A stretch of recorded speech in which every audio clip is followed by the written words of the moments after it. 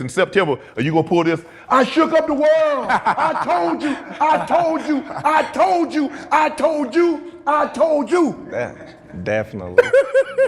That's definitely gonna be, you know what I mean, one of the moments, you know. And I just smile. Right. Because a lot of the people that personally know me, they know. They like, man, I don't know why they doubting that boy. Right. You know. And it's cool, but I need that. Right. I need the doubters to fuel me. Right. I need the people to say, oh, well, look at his fight against Majimov. You know, what you think he'll do if he go up 2 more weight classes? I need that, you know, because that's gonna make me more focused and turn into a different animal. So I need the people to say, I can't do this, or I'm not good enough, or I'm not strong enough, or this person gonna knock me out, because that makes me get up and, you know, turn into Super Saiyan. Right. As you move up in weight, some of the time they say, like, well, you move up in weight, you lose some of the power. But do you feel that you'll still be able to maintain that level of quickness moving up 2 weight classes? I mean, that's gonna be 14 pounds, moving up 14 pounds. Are you still gonna be able to possess, because everybody says, well, Canelo has power, that's his natural fighting weight. You're moving up, that's not your natural fighting weight. You have the speed advantage. So are you gonna be able to maintain that speed advantage and still be able to pack a punch? Of course. You know, I think, you know, if you can punch, you can punch. Okay. You know, it may not have the same effect that it did on a smaller guy, on a bigger guy, but if you sharp, you sharp. Right. You know, and I don't gotta knock him out. I just gotta beat him. Right. A lot of people thinking just because a person punch harder than, you know, another fighter, that they automatically gonna win. No, it's a lot of fighters that lost, you know, and they punch way harder than the fighter that they lost to. Right. Canelo's not just a puncher. I don't know why. That's what people believe, huh? It's just like this. They don't know boxing. They just looking at him being strong. The bigger man. He's a great boxer. You know what I mean? Right. People taking away from his boxing skills and just thinking that he's just this puncher when that's not true. So that's why I laugh, because we're not just looking at Canelo as a puncher, we're looking at him as a whole fighter, a complete fighter. You know, he can take a punch, he can deliver a punch, he can counter punch you, he can box you, he can punch on you, you know what I mean? Good body puncher, good, you know, fighter that got good balance, he never getting out of position. So we looking at all that. Where were you when you decided to say, you know what, my next great adventure? Canelo. It's crazy. I don't even know. I don't even know where I was at. But it was like, I'm always willing to challenge myself. Like today with you. Yeah. You know what I mean? No, it's just in me. That's the first thing he did. He came in, oh, I tackle you. It's just in me. It's just the competitive nature in me. You know, if I was sitting next to Michael Jordan, I'd be like, man, let's play one-on-one. Right. Let me see how many I can score on you. You know, that's just me. So accomplishing so much and failing to have the Manny Pacquiao fights, you know, the Cotto fights, and the Shane Mosley that all the other great fighters had when these fighters was on their way out, you know, that made them, you know, the star that they is. Not having those guys to share the ring with, right. It's like, oh man, what can you do to leapfrog those fighters? Why not go up 3 weight classes? I wanted to go up 3, just to be honest. I didn't want to fight at 154. I wanted to go. So you want to go straight from 47 to 68? Yes, I did. It's documented. I wanted to go from 147 to 168, just because I want to challenge myself. But that's Yeah, and that's the joy of it. That's the joy of it. Everybody's like, man, boy, you crazy. Yeah, you got to be crazy to think of things. Yeah, like because not a whole lot of guys. I mean, Roy went from 168 to one, and he weighed to heavyweight, and I think he weighed 193 in that fight. So that was basically, I mean, that's 25 pounds that he went up. You'd be going up 21 pounds. And normally guys like go up incrementally. You know, you fought it because if I'm not mistaken, I think Sugar Ray and Terence fought at lightweight at 135. I think No. 147. Yeah. Because I know Sugar Ray and Hearns fought at 47, but Sugar Ray and Hagler fought at 160. And I'm like, okay, 147, he go to 154, he go to 160. We cool, okay, bud. Okay, I like that. Yeah. Bud, think about going to super middle? Yeah. That's the excitement about it, you know? When I look at it, like, I always had this mind frame of the bigger they are, the harder they fall. Okay. I've been beating up big dudes all my life. Because they underestimate you, huh, bud? It's just, even if they didn't, I'm gonna beat you up. You know, I can fight. Right. You know, so if you watch, like, all these dudes bigger than me. Yeah. You know, like, I don't care, but I'm gonna find a way to win, no matter what. Okay. You win this fight, then what? Where you go from there, bud? You can't go back down. I might go to heavyweight. Nah. I just play. But who? I mean, once you, let's just say for the sake of argument, and I'm gonna say, Bud, you win this fight at 168. You can't fight someone else. You can't fight anybody at 147 because everybody will say, why is he fighting? Big. Yeah. I can't make 147 either. Anyway. You can't make 147 again? No, it's over. What about 54? Junior middle. Man, we're gonna go to 168. So you gonna go to 168 and stay there? I ain't thinking about nothing but 168. Nothing but that. 168. Is it over after that? I don't know. I'm not gonna say that. I'm not gonna say that. What be left? I don't know. That's what I'm saying. You would have scaled the 7 summits. Yeah. And finished off with Mount Everest. We might do a rematch. You never know. How long have you had this Canelo fight in your head? Man. I've been thinking about Canelo for like a year now. Probably a little bit after Spence. A little bit after Spence. When they start talking about Spence and Canelo, I started thinking like, man, Canelo too big for Spence. Like, he gonna clean Spence. But then I started looking at it. I'm like, Canelo not that big. Yeah. You know, he's a smaller fighter that's fighting in a bigger division. So I started just sizing myself up to Canelo. Right. In my head. He's 5'7", I'm 5'8". I got a 74-inch reach. He got like a 60-something. You know, he's wider than me, but that's it. So I'm like, it match up. It matches up. Like, I can do that fight.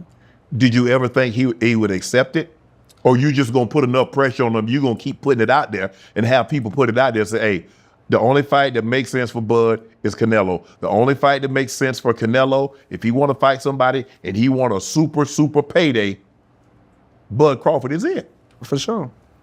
There's no fighter out right now that's bigger than Crawford Canelo. No fight. I agree. You know, so a lot of people say, oh, well, Benavidez, everybody want him to fight Benavidez. And that's a great fight, and that's a damn good fight. You know, but given the circumstances of Black versus Mexican and the history, I've always did bigger numbers than anything. You know, besides Manny Pacquiao, Floyd, and Floyd, you know, Conor McGregor. But yeah. You believe these numbers will be comparable to that? There's a projection that this fight is going to do somewhere between 600 and 750, or $750 million. Floyd right now has the record. He and Pacquiao did 600 million in revenue. You believe this fight, Canelo, Netflix, can approach that number or go north of that number? I don't know, because it's different times that we living in. When you look at today's time, you got so much piracy. You know, it's different. Back in the days, you didn't have that much. Nah, yeah. But now, you know, everybody got an app. It's true. My kids be talking about, oh yeah, I'm watching the UFC fights. I'm like, I ain't pay for no UFC. I ain't watching it on their phone. Right. You know, so it's way different nowadays, and it's hard. It remind me of back in the days when they was burning CDs. Yeah. And the artists was like, man, we can't make no money. we can't make no money because everybody burning CDs and stuff like that. So I just think, you know, it's gonna do tremendous numbers, but to say I know how much, I don't. Because I'm looking at, say, Canelo's guaranteed 150, you guaranteed 100 million. Damn, bud. It's too late for me to train?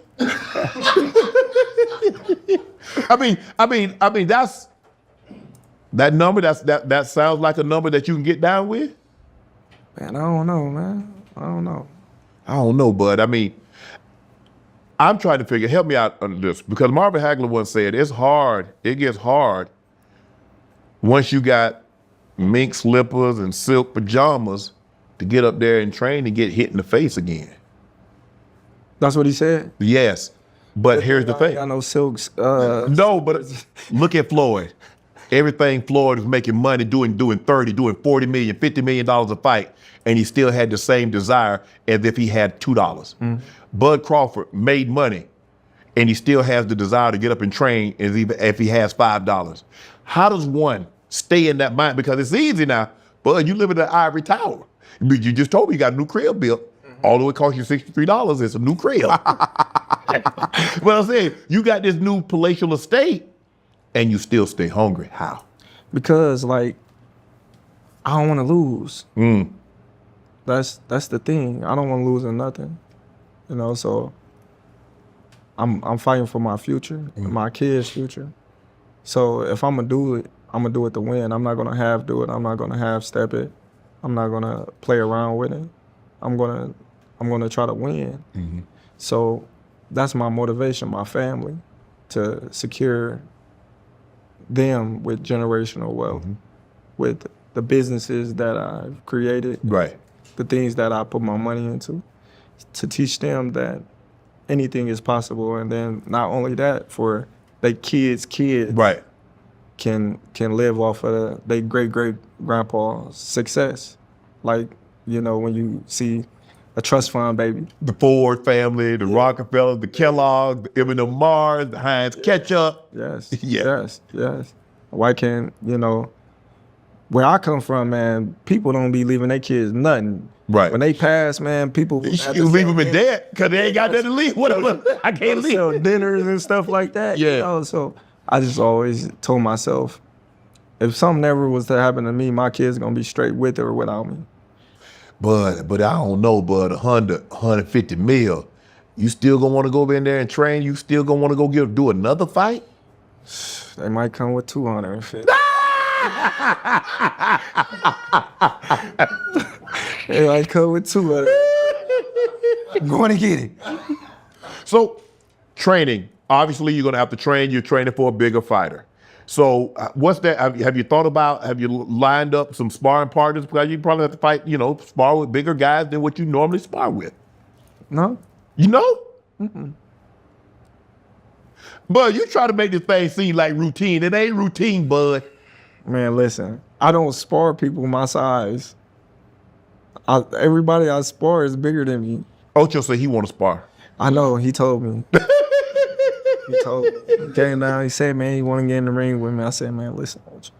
That's what I keep telling him. I said, man. But he doing an MMA fight with Debo, James Harrison. I don't want to do it to him. Ocho good, man. That's my guy. Yeah. He funny than a mug. He's funny. But go ahead, do one round, touch him up a couple times. Y'all be wanting him to get straight. I would have, because he be every fighter. We had another. Hey, he was everything. So just, Andre Ward. Yeah. Andre Ward. Hey, I mean, just like pop, you know, just like ooh, yeah. I don't think he want. I think he just want the joy and the bragging rights to say he been in there with us. That's what I'm saying. I don't think he want to get in there and for us to really spar him. No. Just 1 minute. Just put 1 minute on the clock. Okay. That's it. No, 30 seconds. Let's get it out of 30. I'm gonna tell him, be like, man, hey, Shannon, Do 30. Hey, just touch him a couple Tryna line times. you No, don't go all out on it, but just trying to line him up, man. yeah, hey, Ocho, bud, go ta-ta. And I'm gonna be right there with my cat. Yeah. So let me ask you a question. How different, you win this fight, how different is the perception of Bud Crawford gonna be? Does this put you in that pantheon? I honestly think I've been there. Okay. But, you know, everybody else got their own opinion. Mm-hmm. But after this, I think people will start respecting me more. But at the same time, they have some type of excuse. Right.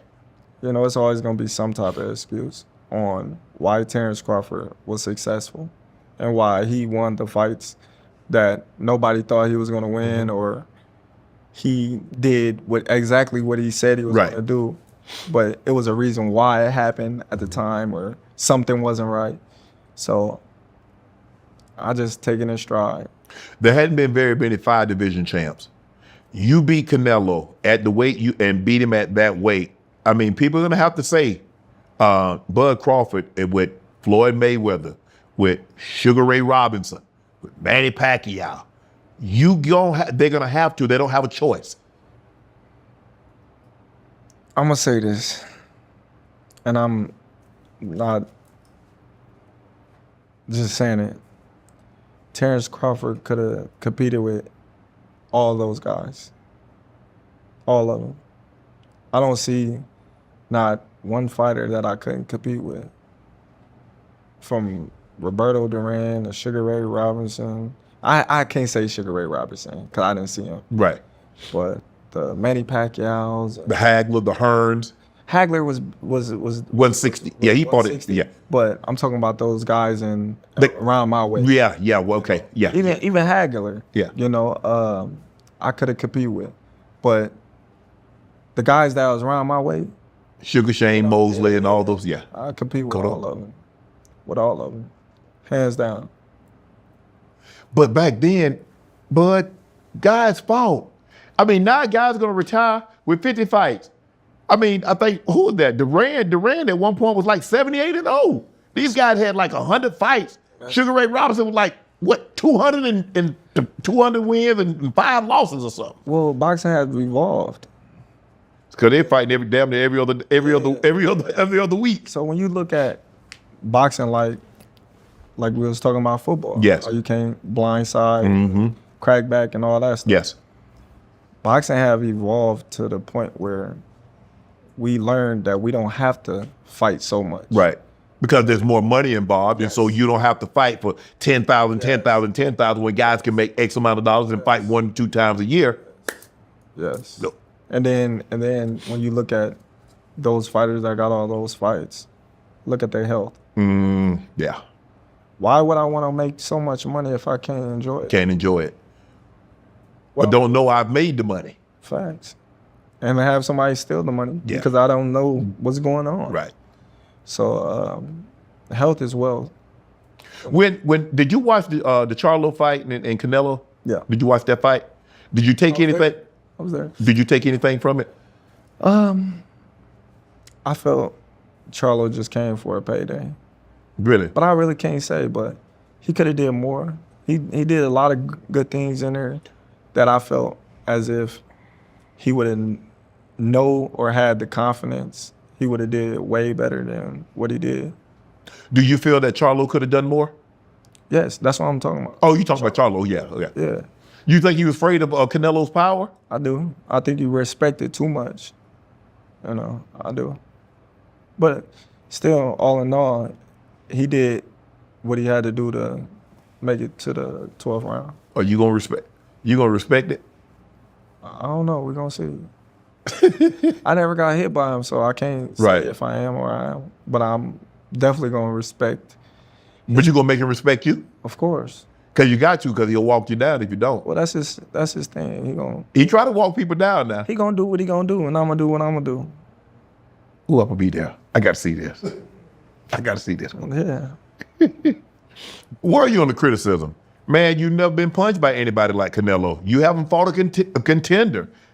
I mean, bro, you just getting, I mean, why do you get to fight Canelo, this big payday, when you haven't fought anybody leading up to Canelo? And you see what he did to Billy Joe, man, once he hit you, you hear it all, bud. You've heard everything that somebody, I don't know if you've heard it personally, but you got people around you have heard what the criticism is about you taking this fight with Canelo. That's the joy of it. Nobody knows. You know, that's the excitement. Mm-hmm. He's fought all these guys. He's did all these things to these guys. Mm-hmm. Terence Crawford is great at a lower weight class, but we don't know if Crawford can take the punches in the arms or take the overhand right or the uppercut or the right hand. We don't know, but that's why we fight. Right. You know, there's a lot of what ifs, you know, that a lot of fans is asking, or in their mind, what I can't do. Right. You know. And the last time he fought somebody that had speed was Floyd. He's never seen anybody with speed like Bud Crawford. But, you know, that's why we're gonna fight. And then all the answers is gonna be answered on fight night. You gonna give him a rematch? Ain't no rematch in the clause. But who knows? So you winner take all, hey. Winner take all. I'm taking it all. Want to join Club Shay Shay? Become an official member by hitting that subscribe button, where you never know who's going to be joining us for drinks and conversation. Don't be late to the party, because you know we like to do something before two something.